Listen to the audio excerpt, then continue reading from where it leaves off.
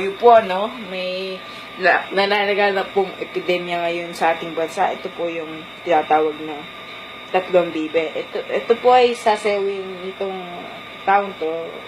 Magaling din po sa doka to. Ito po, si Isaiah Reyes. Ito. Siya po ay 25 taong gulang. Anak po siya ni Marites Vergara. David. Ayun po, ayun.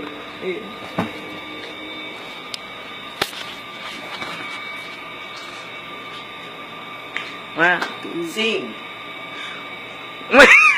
Bibe, ako nakita. Mataba, mapayat, mga bibe. Ngunit ang may pakpak sa likod ay isa. Siyang leader na nagsabi ng kwak, kwak, kwak, kwak, kwak, kwak, kwak, kwak. Siyang leader na nagsabi ng kwak, kwak. Tayo na sa ilog ang sabi. Kumendeng ang mga bibe.